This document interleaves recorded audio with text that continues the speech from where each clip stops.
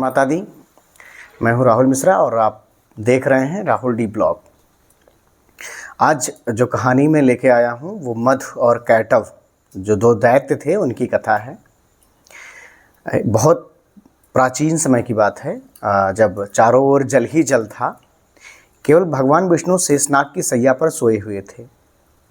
उनके कान की मैल से मधु और कैटव नाम के दो महापराक्रमी दानव उत्पन्न हुए। वे सोचने लगे कि हमारी उत्पत्ति का कारण क्या है। सबसे पहले वो जानना चाहे कि आखिर मैं ही क्यों पैदा हुआ इस पृथ्वी पर। कैटव ने कहा कि भैया भैया मधु, इस जल में हमारी सत्ता को कायम रखने वाली भगवती महाशक्ति ही हैं। उनमें अपार बल है। उन्होंने ही इस जल तत्व की रचना की है। वही परम आराध्य शक्ति हमारी उत्पत्ति का कारण है।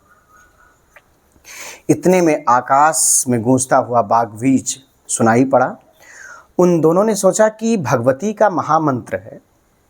वे उसी मंत्र का ध्यान और जप करने लगे और अन्य जल का त्याग करके उन्होंने 1000 वर्ष तक बहुत कठिन तपस्या की।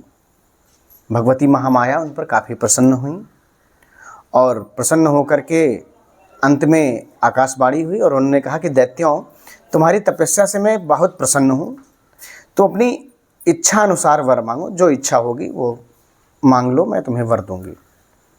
आकाशवाणी सुनकर मधु और कैटव ने कहा कि सुंदर व्रत का पालन करने वाली देवी, तुम हमें स्वेच्छा मरण की वरदान दे दो कि मेरी जब इच्छा हो, हम दोनों की जब इच्छा हो तभी ही मृत्यु हो हम लोगों की। देवी ने कहा कि तथास्तु, ऐसा ही होगा और मेरी कृपा से आप जब भी इच्छा करेंगे तब आपकी मृत्यु हो जाएगी और कोई भी देवता या दानव उत्पन्न नहीं हुआ है जो तुम लोगों को, दोनों भाइयों को मार सके।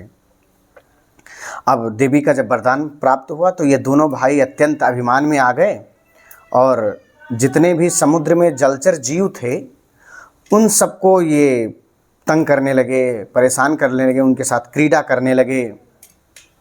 एकदम तंग जब कर दिया सृष्टि को। और इसके बाद ब्रह्मा जी के पास से भाग के गए और ब्रह्मा जी से कहे कि हे सुव्रत, तुम हमारे साथ युद्ध करो और एक काम करना, मुझे अगर तुम परास्त कर ले गए तब तो मैं जानूंगा कि इस आसन पर तुम बैठने के अधिकारी हो, और अगर नहीं कर पाए तो ये आसन आप छोड़ दो, इस आसन पे मुझे बैठने का अधिकार है।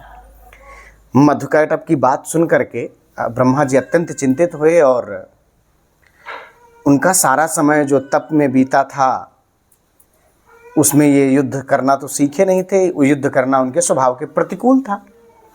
अब भयभीत होकर भगवान विष्णु के शरण में गए। उस समय भगवान विष्णु जो थे वो योग निद्रा में निमग्न थे। अब ब्रह्मा जी के प्रयास करने पर भी उनकी निद्रा नहीं टूटी, तो उन्होंने सोचा कि ये काम करते हैं, क्यों ना महामाया जिसके वजह से इनको योग निद्रा मिली है उनका ही ध्यान किया जाए। तो उन्होंने योग निद्रा का ध्यान किया और पूरा कारण उनको बताया कि ऐसी ऐसी बात है, आप हमारी मदद करें।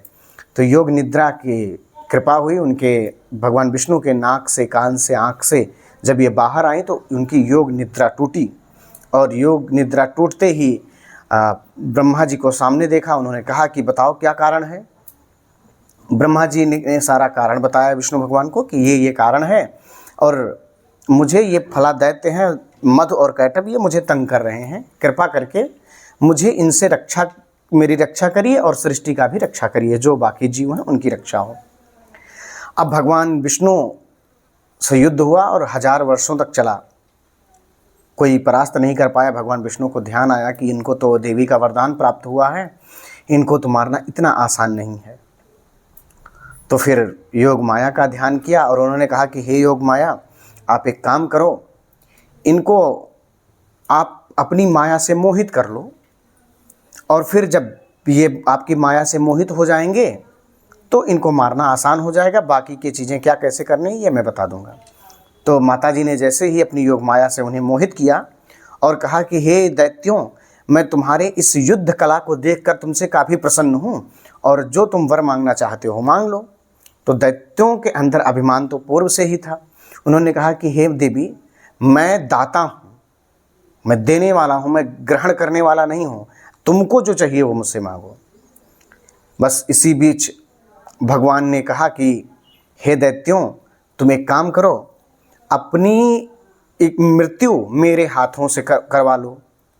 अब ये दैत्य लोग अभिमान में चूर थे और माया से मोहित थे, तो उन्होंने कहा ठीक है, मैं तुमको वरदान देता हूँ विष्णु कि तुम मुझे मार पाओगे।